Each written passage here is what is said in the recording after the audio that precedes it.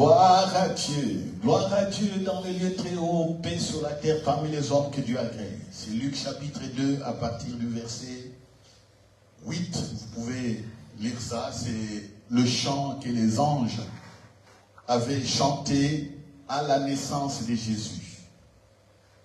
Voilà, les anges ont apparu aux bergers qui étaient là pour leur annoncer que le Messie, le roi d'Israël était né. Et une multitude maintenant commence à chanter gloire à Dieu dans les lieux très hauts et paix sur la terre parmi les hommes que Dieu agrée. Alléluia. Amen. Voilà.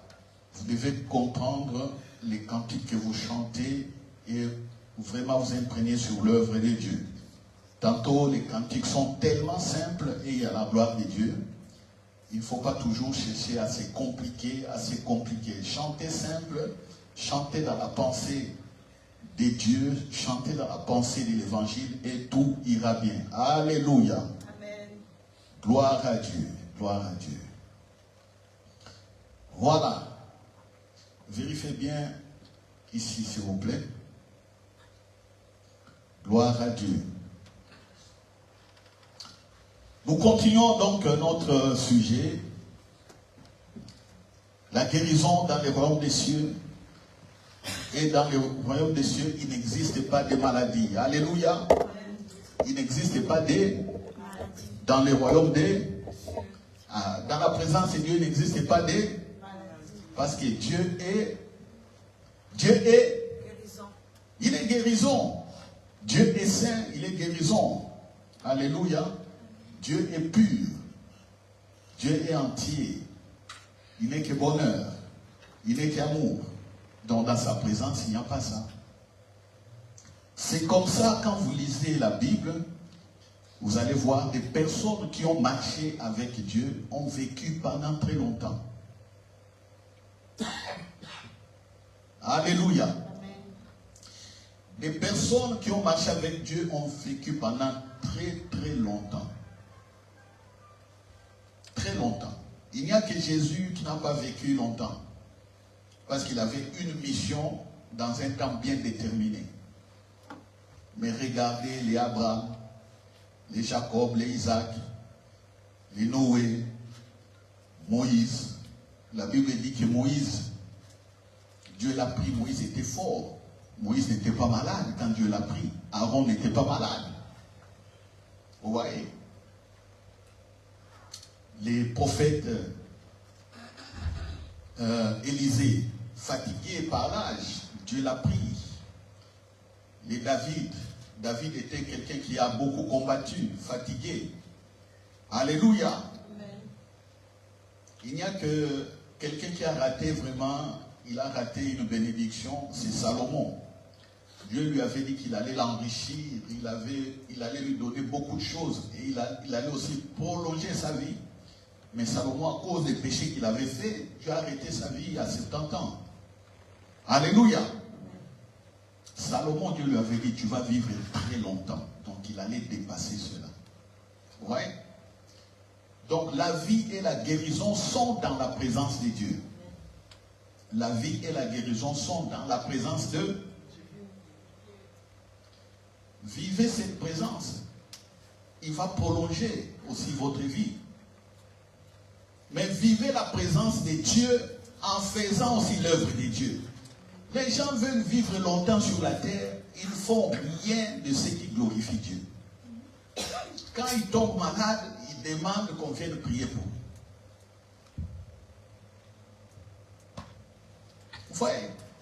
Vous voyez la contradiction? Vous êtes là sur la terre. Vous ne servez pas Dieu. Vous ne connaissez pas que dans sa présence, il n'y a pas de maladie, il n'y a que la guérison. Vous ne connaissez pas que vous pouvez vivre longtemps marchant avec lui. Vous ne connaissez pas tout cela. Vous tombez malade, oh non, venez prier pour moi. On va prier pour vous. Après, pourquoi faire? Pourquoi faire? Pourquoi faire? C'est donc le plaisir du monde, le plaisir de la chair. Oh Seigneur, éclaire-nous encore ce matin par ta parole. Parle-nous, oh Dieu, par ton Esprit Saint au nom de Jésus. J'ai déjà vu des gens sont en train de mourir. Ils sont en train de mourir. Ils me disent, pasteur, prie pour moi. Quand je vais sortir, je serai à tes côtés, je vais te suivre. Ta Bible, c'est moi qui vais commencer à les porter. Mais quelqu'un est dans les derniers jours. Tout ce temps, mon frère, ma soeur, tu étais où? C'est sur les lits de l'hôpital que tu commences à dire que pasteur, je vais commencer à te suivre, ne t'en fais pas. Je vais soutenir le ministère. Ta Bible, c'est moi qui vais commencer à le porter. Je prends cette ferme décision. Pasteur, mais Dieu l'a pris. Pourquoi Dieu l'a pris? Quelqu'un qui fait une telle demande, pourquoi Dieu le prend? Je ne dis pas que Dieu l'a sanctionné ou Dieu l'a puni, non. Loin de moi cette pensée de condamner cette personne. Non. Loin de moi, je vous dis, loin de moi. Mais Dieu sait, s'il te prolonge la vie, qu'est-ce que tu vas en faire? Qu'est-ce que tu vas en faire? C'est pourquoi de telles prières, ils n'exaucent pas. Mais il y a certains qui ont prié comme ça. Dieu a prolongé leur vie et ils ont été sérieux, ils ont servi. Voyez, la nature, les événements de la vie nous enseignent beaucoup de choses. Mais les gens ont du mal à retourner à Dieu pour faire son œuvre. Il prolonge la vie, il donne l'argent, il enrichit même beaucoup. Mais certains ferment leur cœur. Et c'est 99% de la population du monde qui est comme ça. Quand je dis 99% qui est comme ça, il y a peu. Parce que la parole de Dieu dit que toute la terre doit être couverte de sa gloire. C'est ça. Comment la terre sera couverte de sa gloire si nous tous, nous sommes à l'œuvre de Dieu? Nous parlons de Jésus, nous parlons de l'évangile. Et puis nous avançons. Et la création attend la révélation du Fils de Dieu. C'est ce que la Bible dit. La création t'attend. Les arbres t'attendent. Les oiseaux t'attendent. Le vent t'attend. Le soleil t'attend. Il y a encore beaucoup d'autres secrets et des découvertes scientifiques à venir. À venir dans les années qui viennent. Si Dieu n'arrête pas le monde, il y a encore beaucoup de choses qu'on peut faire. Beaucoup de choses. Parce que l'intelligence humaine n'a pas encore atteint la perfection de l'intelligence de Dieu pour faire des œuvres. Vous voyez? La guérison n'existe pas donc dans le royaume des cieux. Plutôt, la maladie n'existe pas dans le royaume des cieux parce que Dieu est guérison. Mais on a dit que ici, il y a un problème de pensée. Il y a aussi un problème de sémence. S'aimer, proclamer, travailler. S'aimer au niveau des pensées, proclamer au niveau de la bouche et travailler au niveau des actes. Le travail va montrer cela. S'aimer, il y a aussi certaines actions qui sont des sémences. Mais on les verra plus tard. Ici, on est concentré sur la pensée. Parce que je t'ai dit, mon frère, ma soeur, ce que tu penses là, maintenant, c'est ce que tu es. Exactement ce que tu es. Ce que les gens pensent, c'est ce qu'ils sont. C'est pourquoi Jésus avait dit, ce qui condamnerait beaucoup plus les gens, c'est ce qui sortent de leur cœur. Est-ce que vous me comprenez? Jésus a dit, ce qui va condamner les gens, ce n'est pas la nourriture que tu manges ou des trucs comme ça. Non, non, non. C'est ce qui va sortir de ta bouche, c'est ce qui va te condamner. Pourquoi? Parce que ce qui sort de ta bouche, ça exprime ta pensée. C'est ce qui va te condamner. Je parle de la guérison. Quelle est ta pensée sur la guérison? Qu'est-ce que tu parles? Qu'est-ce que tu dis? Qu'est-ce que tu dis par rapport à la guérison, par rapport à ça? Quand tu es dans l'hôpital, tu vas dans l'hôpital, les médecins te consultent. On dit que tu es malade. Il y a tel paramètre qui ne va pas. Qu'est-ce que tu dis? Qu'est-ce que tu penses sur la guérison? Mais on voit les gens trembler sur ce que le médecin dit. Quand le médecin dit que madame, ça ne va pas, ah là, on a vu, la personne commence à trembler. On m'a dit. Donc, c'est ça. C'est ça, ce que tu es. La maladie est une épreuve. C'est aussi une épreuve de foi. Comme la mort aussi, c'est une épreuve de foi. Quelle est ta pensée par rapport à la mort? Si tu meurs aujourd'hui, maintenant tu vas mourir, qu'est-ce que tu vas dire? Parce que j'ai lu des récits et j'ai entendu les gens dire, voilà, mon temps est arrivé, Dieu va me prendre. Il se met sur les lits, les gens sont tout autour de lui. Il dit, je rentre chez Dieu. Il rentre là, calmement. Il y a des chrétiens comme ça qui sont morts comme ça. Et puis d'autres disent, je vois des anges qui sont là, qui sont venus me prendre. J'ai un livre à la maison. Merlin, pasteur Merlin Carotter. Son papa est mort, il avait 11 ans. Son papa a des problèmes de maladie, cardiaque, tout ça. Le médecin vient à la maison. Sa famille n'était pas aussi riche. Le médecin pique le papa pour le réanimer. Le papa, le pasteur Merlin Carotter dit ceci, médecin, merci pour ce que tu fais, ne fais plus rien parce que les anges sont ici, ils sont venus me prendre, je pars. Il reste couché sur les lits. Ils ont vu le pasteur Merlin Carotter a suivi son papa mourir comme ça. Il a dit, ne pleurez pas, les anges sont là, ils sont venus me prendre. Il est parti. Vous voyez? Il est parti. C'est quelqu'un qui sait que la mort n'existe pas pour lui. Il continue. Le Seigneur l'a pris, il continue. Son fils avait 11 ans. Mais regardez comment le papa était décédé, mais regardez la grâce de Dieu sur la vie du pasteur Merlin Carotter après. Regardez la grâce de Dieu dans sa vie. Regardez, lisez son livre. De la prison à la louange. Lisez son livre, vous serez étonnés. Des miracles, des miracles, des miracles. Vous voyez, la pensée. La pensée. Quelle est ta pensée sur la guérison? On prend Jean chapitre 9. C'est long, mais je vais résumer l'histoire.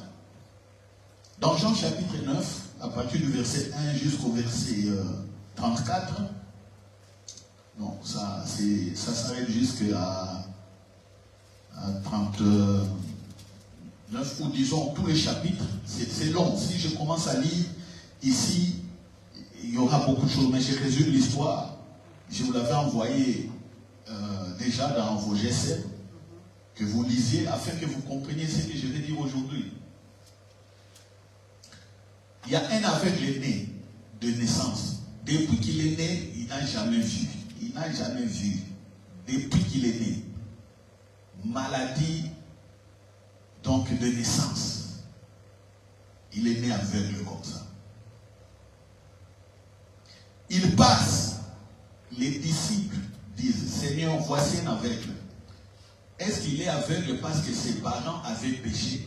Est-ce qu'il est en train de souffrir des péchés de son parent ou de ses parents? Jésus regarde déjà des pensées. Oui, Dieu avait dit que il peut frapper des générations suite au péché d'un parent, juste la troisième et la quatrième, pour ceux qui ne craignent pas. C'est écrit dans l'Ancien Testament. Donc, il y a des enfants aussi qui peuvent souffrir des malédictions liées au péché de leurs parents. Mais quand Jésus vient, Jésus, celui qui est venu ôter les malédictions, vient là-bas. La parole condamnée, mais Jésus vient pour libérer. Parce que cette condamnation était jusqu'à un certain temps. Il fallait attendre que le Messie vienne restaurer toutes choses. Jésus regarde. Jésus ne fait même pas attention à ça. Il dit non, il est aveugle simplement pour que la gloire de Dieu soit révélée. C'est tout. Et qu'est-ce que Jésus fait au verset 6? Il a craché par terre. Il a craché. Il a pris la boue. Il a appliqué sur les yeux de l'aveugle. Il a dit à l'aveugle, va te laver au réservoir de Siloé. Et la personne est partie se laver. Et il a vu. Il a commencé à voir. Oh. Les gens lui ont commencé à dire, mais comment toi tu as vu? Comment tu as vu? Au verset 10. Les gens demandèrent, comment tes yeux ont-ils été ouverts? Au verset 11, il dit, l'homme qu'on appelle Jésus. L'homme qu'on appelle Jésus. Il ne connaît pas Jésus. Il dit l'homme qu'on appelle Jésus. Donc là, il était là, il a entendu. Ah, il a présenté Jésus. Jésus crache par terre, il prend la salive, il fait la pâte et il met là sur Dieu. Ah, 20, je vais cracher sur toi en présence de ton mari et tes enfants. 20. 20, je t'aime beaucoup parce que toi, tu seras comme moi. Amen. Alléluia. Amen. Alléluia. Hein? Quand je vais cracher comme ça, je verrai la réaction de ton mari. Hein? Il va oublier que je suis pasteur. Hey. Hein? Hein? Alléluia. Gloire à Dieu. La boue. L'homme qu'on appelle Jésus a fait de la boue, a oint mes yeux et m'a dit, va au réservoir de Siloé et lave-toi. Je suis allé, je me suis lavé et j'ai pu voir. Il lui dit, où est cet homme? Il répondit, je ne sais, je ne le connais même pas. Je le connais par le nom. Vous voyez. Et ça a créé un débat terrible. Certains acceptaient, certains refusaient. On l'a amené au tribunal religieux, devant les religieux. Les gens là qui ont des barbes longues comme ça, vous voyez. Quand tu es devant les gens là qui ont beaucoup de barbes longues là, ils parlent. Il faut faire attention. Et ils croient que... Bon, je m'arrête là. Voilà. Il était devant les barbes longues. Ces gens. On lui demande qu'est-ce qui s'est passé. Il a dit que non, l'homme qu'on appelle Jésus a piqué la salive et la boue et j'ai vu. On dit non. On fait venir ses parents. On interroge ses parents. Ses parents, comme ils avaient peur, les parents avaient peur. Au verset 20, ses parents répondirent, nous savons que c'est notre fils et qu'il est né aveugle, mais comment il voit maintenant ou qui lui a ouvert les yeux, c'est ce que nous savons. Interrogez-le lui-même, il a de l'âge, il parlera de ce qui le concerne. Voilà. Ses parents avaient peur parce que s'ils avaient dit que c'est Jésus le Christ, ils allaient être jugés, exclus des synagogues, lapidés, honnis, bannis de la société. Parce que là, on bannissait de la société ceux qui acceptaient Jésus-Christ. On pouvait même t'enlever du travail. C'est ce qui se passe aujourd'hui dans les pays qui sont bâtis sur d'autres religions. Quand tu acceptes Jésus, tu vois les solutions qui sont dans ces pays. Première solution, c'est la mort, la lapidation. Deuxième solution, c'est l'emprisonnement, accompagné de coups et de fouets. Troisième solution, tu dois fuir. Tu dois fuir là où tu es. Si tu ne fuis pas, on va t'enlever du travail. On va tout te faire. Et dans certains coins de la terre aujourd'hui, si quelqu'un ne t'aime pas, tu deviens chrétien, par exemple, quelqu'un est en colère avec toi, il peut simplement aller dire au chef religieux que cet homme-là a insulté les prophètes. Donc il a insulté notre prophète. Ou il a insulté nos traditions. Ça va. Il y a dans certaines parties de la terre, on ne va même pas te juger. On te prend simplement, la condamnation est déjà là. On lit tout. C'est fini. Prison. Souffrance, tu peux mourir. Vous voyez? On accepte Jésus, on est banni de la société. Mais écoutez maintenant, à partir du verset 24, on a fait appeler encore l'aveugle. L'aveugle continue à dire. Mais je vous dis que c'est Jésus. Comment vous, qu'est-ce que vous voulez encore que je dise d'autre? Au verset 26. Il lui dit, qu'est-ce t'a-t-il fait? Comment t'a-t-il ouvert les yeux? Il répondit, je vous l'ai déjà dit et vous n'avez pas écouté. Pourquoi voulez-vous l'entendre encore? Voulez-vous aussi devenir ses disciples? Aïe, aïe, aïe, aïe. Il injuriait et dire, c'est toi qui es son disciple. Nous sommes disciples de Moïse. Nous savons que Dieu a parlé à Moïse, mais celui-ci, nous savons d'où il est. Cet homme leur répondit, il est étonnant que vous sachiez d'où il est. Et cependant, il m'a ouvert les yeux. Écoute encore la réponse des chefs 31. Nous savons que Dieu n'exauce point les pécheurs. Mais si quelqu'un l'honore et fait sa volonté, il exauce. Jamais on a entendu dire que quelqu'un ait ouvert les yeux d'un aveugle. Mais 33. Si cet homme ne venait pas de Dieu, il ne pourrait rien faire. Les chefs religieux lui répondirent, tu es né tout entier dans le péché et tu nous enseignes, et ils les chassèrent. Voilà ici. Les chefs religieux ne croient pas, ne veulent pas accepter ce miracle. Et surtout que ça a été fait le jour du sabbat. Il dit, cet homme ne respecte pas Dieu. Mais l'aveugle dit, depuis que je suis né, je n'ai jamais entendu quelqu'un qui est né aveugle a vu. C'est la première fois. Et un tel miracle ne peut venir que de Dieu. Mais pourquoi vous refusez?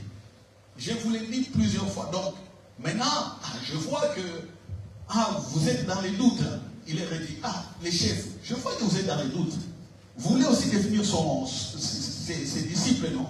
Quand ils ont entendu ça, non, nous sommes les disciples de Moïse. Leur pensée, c'est Moïse. Pourtant, ici, c'est Jésus. Or, je vous ai dit ceci. Dieu avait fait écrire à Moïse dans la loi, si quelqu'un souffre de la lèpre, il y avait une méthode pour le guérir. Mais cela ne marchait plus. Parce que Jésus avait dit, même dans les temps du prophète Élisée, il y a simplement une païenne qui était, plutôt un païen, le général Naaman, qui était guéri de la lèpre. Mais vous ici, vous êtes le peuple de Dieu. Comment vous avez la loi de Dieu et les méthodes, comment Dieu avait prescrit à Moïse? Comment les gens n'étaient pas guéris? Comment? Les gens étaient fâchés à l'époque. La même chose ici. Les gens parlent de Moïse. Quand on lit dans Moïse, Dieu n'a jamais parlé à Moïse comment ouvrir les yeux d'un aveugle né. Dieu n'a jamais dit ça à Moïse, ni dans la loi. Ça n'existait pas. Mais ils disent qu'ils croient ça. Ils croient quoi? Ils croient le vide. Dans les vides. Ils sont dans le vide et dans les néants. Jésus, le Seigneur, est là. Il refuse. Mais regarde, quelqu'un a été guéri de sa cécité. Vous comprenez? Vous comprenez? Deux pensées. Deux pensées ici. L'aveugle pense, c'est le Christ. Il a atteint le sommet. Les autres là refusent. Dans leur pensée, ils ne croient pas. Quand vous ne croyez pas Christ, vous ne croyez pas la guérison. C'est impossible de voir la guérison. C'est ça. C'est comme ça que vous pouvez combattre même des frères et des sœurs qui ont l'onction du Saint-Esprit et qui font des miracles. C'est ce qu'on voit ici dans les TikTok, dans les YouTube. Il y a beaucoup des hommes et des femmes de Dieu qui sont puissamment ou incorrects. Ils font des bonnes choses. Mais on coupe des morceaux comme ça, des TikTok. On coupe un morceau et puis on commence à insulter un injurier. Et tout le monde pense que tous les pasteurs sont des faux. C'est ça. Tous les pasteurs sont des faux. Vous voyez comment Satan est en train d'aveugler les pensées des gens. Et dans ces TikTok-là, ça prend beaucoup de temps à tout le monde. C'est pourquoi dans les services au travail, dans certains travails, on interdit même aux employés d'utiliser leur GSM. Pendant qu'ils sont au travail, on demande aux employés de fermer leur GSM. Pourquoi? C'est pour augmenter les rendements au niveau du travail. Parce que sinon, à tout moment, ils sont là sur les GSM. Ils sont là. Ils sont là. Les faussetés. Des choses, beaucoup de choses qui ne sont pas vérifiées, non fondées, qui sont remplies là-bas. Les influenceurs, les influenceuses remplis. Ils tournent les pensées des gens.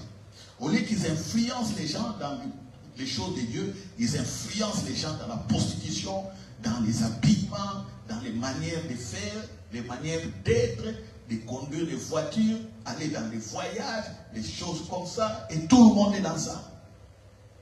La majorité des gens sont dans ça. Vous voyez?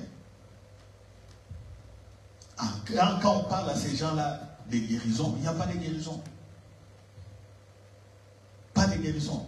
Vous ramenez Jésus, oh non, non, moi je ne crois pas. Tu sais, ils disent aussi je ne crois pas. Mais quand ils deviennent malades, prêts à mourir, ils commencent à penser, ils commencent à chercher. Certains ont honte, Satan leur met la honte. Ils ont même du mal à aller chercher des pasteurs ou des frères et des sœurs qui peuvent prier pour eux. Il y a beaucoup qui meurent comme ça, tristes, meurent dans la solitude, meurent, ils ne savent pas quoi faire, ils crient, ils ont honte, ils meurent comme ça, ils regrettent. Mais ton regret ne va pas t'ouvrir les portes du ciel. Tu regrettes que tu as passé du temps, mais ça ne t'ouvre pas les portes du ciel, rien du tout. Ça ne va rien t'ouvrir. Tu vas mourir comme ça. Et tu iras dans les lieux des ténèbres, dans les tourments. Vous voyez? La puissance de la guérison. Et qu'est-ce qui a encore choqué les gens?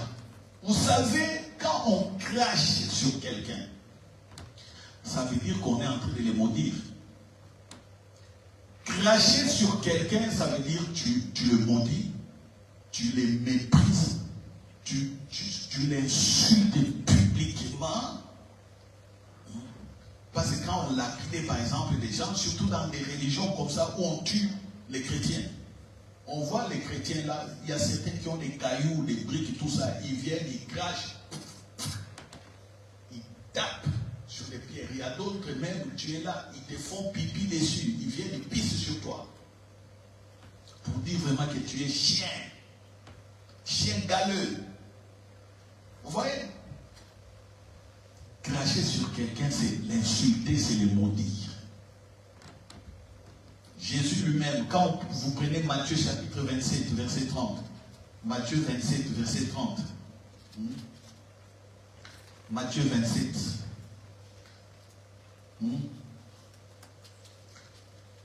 quand on a arrêté Jésus, on a mis une couronne d'épines sur sa tête, au verset 30, qu'est-ce qui s'est passé? Il crachait contre lui et prenait les roseaux et frappait sur sa tête. Après s'être ainsi moqué de lui, ils lui ôtèrent le manteau, lui remirent ses vêtements et l'amenèrent pour le crucifier. Jésus lui-même, on a craché sur lui. Cracher sur quelqu'un, ça veut dire vraiment une insulte publique. Tu es maudit, tu es sale, tu es un chien. Imaginez-vous maintenant, Jésus prend le crachat. Il crache, il fait la boue. Il a piqué quelqu'un, quelqu'un guérit. Pour vous ou pour la société, les crachats, c'est une injure. Les crachats, c'est des mensonges. C'est à rabaisser quelqu'un. Cracher sur quelqu'un. Ça, c'est dans la pensée, dans la culture. Dans la pensée, dans la culture. Vous voyez? Parce que même à Israël à l'époque, quand dans la tradition, quand un père crachait sur son fils ou sa fille, qu'est-ce qui s'est passé? La société prenait cette personne-là, on les mettait en prison pendant une semaine, on les cartait de la société, ils étaient en dehors de la société. C'était ça leur coutume et leur habitude. Vous voyez? Si vous prenez Nombre chapitre 12, vous verrez ça. Dieu avait dit ça quand il avait puni, qui a sanctionné Marie, Myriam, la sœur de Moïse. Moïse a pris une femme étrangère. Myriam et Aaron, les frères de Moïse et sa sœur, n'étaient pas d'accord. Ils ont mal parlé. Quand ils ont parlé, Dieu les a convoqués. Après, quand la gloire de Dieu est partie, Maron est devenu lépreux. Lépreuse plutôt. Voilà, Dieu, qu'est-ce qu'il a dit?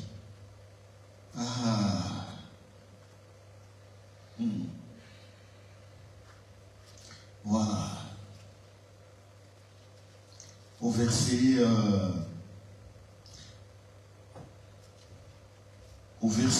6. Écoutez bien mes paroles. Lorsqu'il y aura parmi vous un prophète, c'est dans une vision que moi, l'Éternel, je me révélerai à lui, et c'est dans un songe que je lui parlerai. Il n'en est pas ainsi de mon serviteur Moïse. Il est dans toute sa maison, il est fidèle dans toute ma maison. Je lui parle bouche à bouche. Je me révèle à lui sans énigme.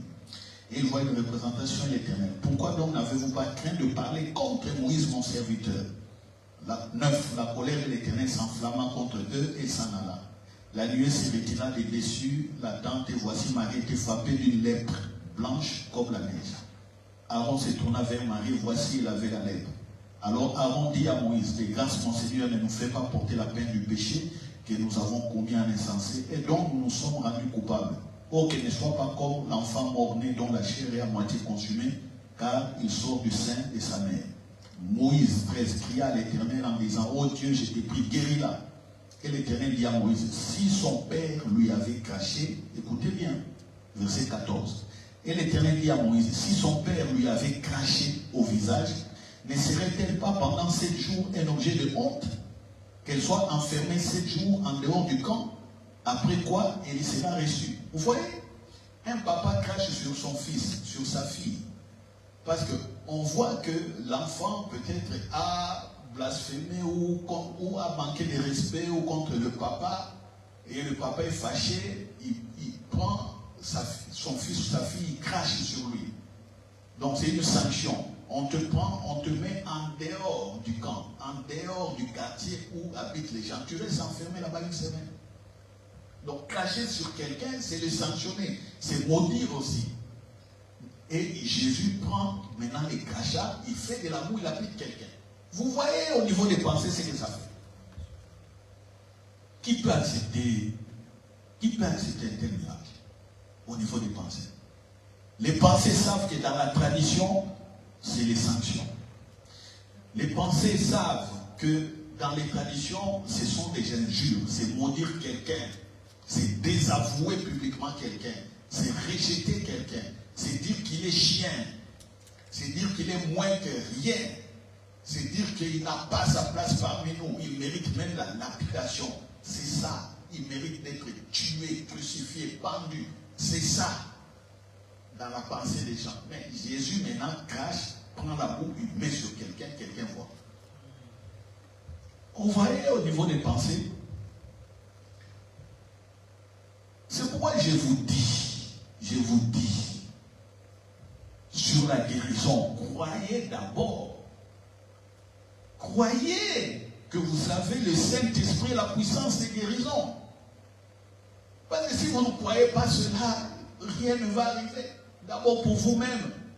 Et puis vous serez inapte pour faire l'œuvre de Dieu.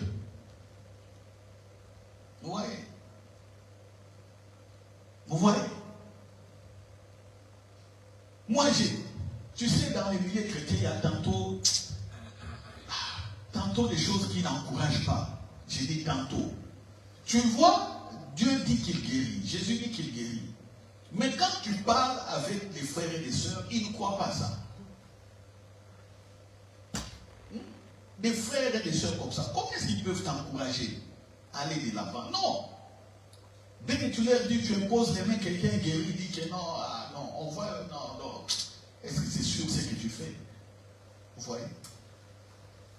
Non.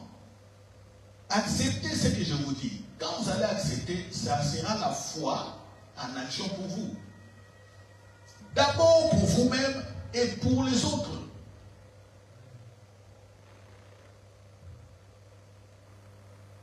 Moi, je prie pour moi-même, déjà pour la guérison. Quand quelqu'un est malade, j'impose les mains. Pour certains, quand ils sont malades, je leur dis qu'ils sont guéris, ils croient pas. Et moi, dans mes habitudes, dans ma pratique, si je prie pour quelqu'un qui est malade, Je ne pars pas plusieurs fois téléphoner. Comment tu te sens? Est-ce que ça va? Tu as bien dormi? Non. Quand je regarde dans la Bible, on ne voit pas ça. On ne voit pas ça. Mais quel est le retour que nous avons déjà? Pasteur, tu as oublié ton malade vraiment. Hein? Tu as oublié ton malade. Depuis que tu es parti. Ah, pasteur, est-ce qu'on fait comme ça? Tu as laissé ton malade ici. Ah, tu as prié pour quelqu'un. Tu pars. Tu n'appelles plus. Au lieu qu'il se tourne sur la guérison, la prière qu'on a fait pour... Non! La personne est là dans les symptômes, dans les trucs. Et puis il t'appelle. Pasteur, vraiment, on ne fait pas. Il y a même des gens qui se fâchent. Tu commences à les supplier. Je n'ai jamais vu Jésus faire ça. Je n'ai jamais vu les Paul, les Pierre et tout. Non. Aller revisiter chaque fois les mêmes malades. Jamais. Il donne à ces malades-là la parole. Il prie pour lui. Guérison instantanée. Parce qu'ils ont cru. Amen. Alléluia. Amen. Il y a d'autres qui parlent, qui sont guéris après. Parce qu'avec Jésus aussi, c'est comme ça. Il a appliqué l'amour sur les yeux de l'aveugle. Est-ce que l'aveugle l'a vu sur le même moment? Quand il est parti, il l'a vu. Je peux prier pour toi, je parle. Mais tu es guéri. Amen. Alléluia. Hein, c'est ça. Comprenez. Et croyez ça. Croyez ça. La guérison est en vous. Ah, mais regarde comment certains prient. Oh Dieu, viens guérir. Dieu guéris-les. Dieu guéris-les. La guérison est en vous. Comment tu dis Dieu guéris-les? Hein? Hein? Dieu guéris-les. Dieu guéris-les. Dieu guérit ma femme. Dieu guérit mon mari. Dieu guérit mes enfants. Dieu guérit maman. Aïe, aïe, aïe, aïe. Quelle prière, maman.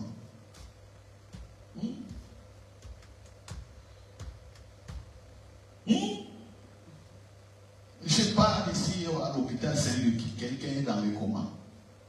Est rentré dans le coma. J'arrive, tout le monde pleure. Waouh, ah, oh Dieu, j'entends toutes sortes de prières. Je viens là, j'arrête les gens. Arrêtez. Il y a, c'est en 2021. En 2021, ici, à l'hôpital Saint-Luc. J'arrête les gens. Arrêtez de pleurer, arrêtez de prier. Il y avait des prières dans tous les sens. J'ai pris ma Bible, j'ouvre dans Romains chapitre 8. Vous savez le verset que j'ai lu? Romains chapitre 8. Romains chapitre 8.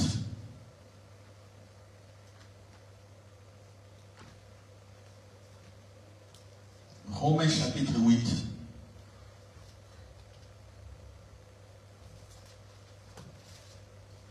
Voilà. Je prends ma Bible, Romains chapitre 8, verset 9. Quelqu'un dans le coma. J'ai dit ceci, pour vous. Donc Romains 8, à partir du verset 9. Pour vous, donc pour nous. Donc pour nous les chrétiens. Vous ne vivez pas selon la chair. Donc nous ne vivons pas selon la chair, mais selon l'Esprit de Dieu. Si du moins l'Esprit de Dieu habite en vous. Si l'Esprit de Dieu habite en nous, nous allons vivre par l'Esprit de Dieu. Si quelqu'un n'a pas l'Esprit de Christ, il ne lui appartient pas. Et si Christ est en vous, le corps, il est vrai, est mort à cause du péché, mais l'Esprit est vie à cause de la justice. 11. Et si l'Esprit de celui qui a ressuscité Jésus d'entre les morts habite en vous, celui qui a ressuscité Christ d'entre les morts rendra aussi la vie à vos corps mortels par son Esprit qui habite en vous. Quand je suis arrivé au verset 11, je leur ai dit, et j'ai dit, il y avait au moins 11 personnes. 9 ou 10 ou 11. Moi, j'étais la 10e ou la 11 personnes. Plein dans la chambre d'hôpital ici. Ici, là. Si l'Esprit de celui qui ressuscite Jésus d'entre les morts habite en vous. Celui qui a ressuscité Christ d'entre les morts rendra aussi la vie. Il va rendre la vie à vos corps mortels. Quelqu'un est là dans le coma. Il faut qu'il revienne à la vie. J'ai lu ça, j'ai dit on va prier. J'ai exhorté, j'ai dit le Saint-Esprit est ici, il va le réveiller. On prie. Je prie. Prions. Je parle la langue, j'ai proclamé, j'ai appelé la personne, tu reviens à la vie. Tu reviens à la vie. 7 minutes après, j'ai arrêté la prière. J'ai dit, ok, c'est bon. Son esprit a écouté. Il va se réveiller.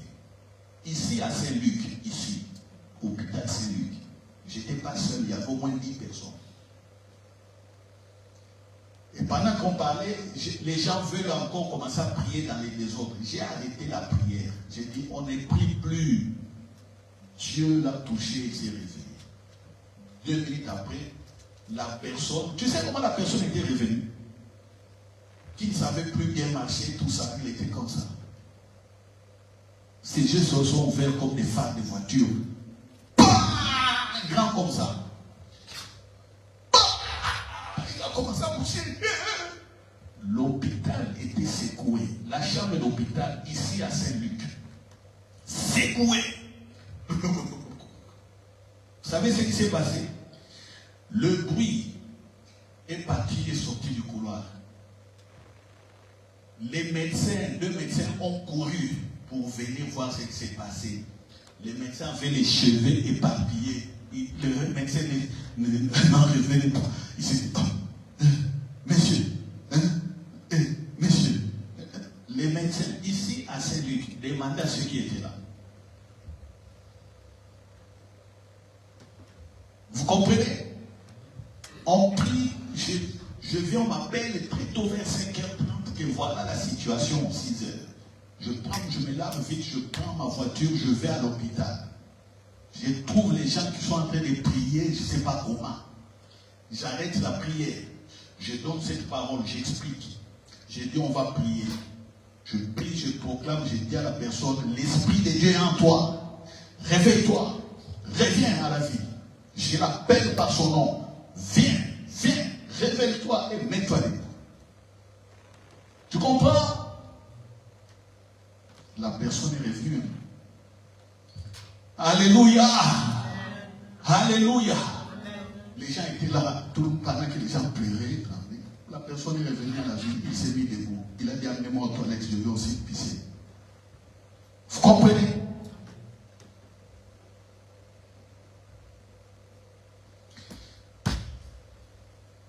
C'est pourquoi il y a des moments où 20, je vais commencer maintenant à t'amener avec moi. On va commencer à aller. Comme ça, tu vas avoir du courage. Alléluia. Quand je parle à tout le monde, s'il y a des jeunes, il y a certains jeunes qui pensent que non, est-ce que c'est vrai?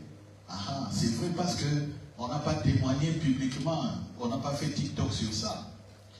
C'est vrai parce que quand c'était en train d'être fait, il n'y avait pas de caméras. S'il y avait des caméras, vous allez me voir réveiller quelqu'un comme ça. Et les gens veulent voir. Pourquoi? Et pour certains même, il faut me qualifier, je ne sais pas de qui. Certains vont me qualifier. Non, c'est un montage. C'est un montage. Il y a d'autres qui vont sortir. Il y a les droits à l'image. Il y a beaucoup de choses. L'hôpital vient compliquer les pensées des hommes. Vous allez accepter que quelqu'un revienne à la vie ou vous allez aller m'accuser au tribunal des droits à l'image, tripotage et tout ça. Ça, c'est les pensées des hommes. C'est les pensées des hommes. C'est pourquoi moi je dis, dans mon ministère, j'ai vu les sida être guéris, prier pour quelqu'un, le sida est parti. Les délivrances, n'en parlons pas. Les maladies de stérilité, parties. Plein de choses. L'oreille qui n'entend pas, ouvert, ça j'ai déjà vu. Qu'est-ce qui me reste? Des gens cancer. Quelqu'un a un cancer, on lui dit, tu meurs dans 3 mois. J'ai prié pour la personne, la vie est prolongée. J'ai vu ça. Les calculs disent que l'on rentre au pays. l'hôpital des Gants dit à la dame, retourne chez toi parce que dans les 3 mois c'est fini. J'ai pris pour la personne, le cancer est réduit à 1/3. Tu comprends? Mais comme la personne, au niveau de la foi, n'était pas assez accrochée, je ne sais pas ce qui s'est passé, le cancer a réapparu encore. J'ai dit, mais non, moi je t'ai dit de quoi? Voilà, il y a ça, mais tu écoutes qui? Tu pries avec qui? Tu pries avec qui? On va te dire, on te dit ça, tu vas aller faire autre chose. Quelques temps après, plus de 9 mois après, la personne part. Voilà, des guérisons qu'on rate comme ça. Vous voyez?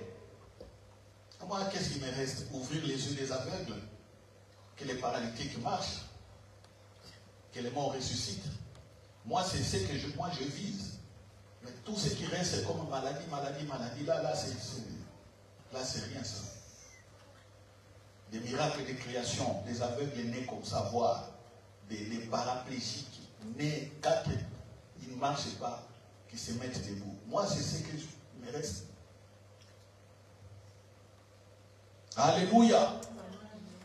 Les miracles, et beaucoup de miracles financiers, parce qu'on a besoin d'argent aussi. Alléluia.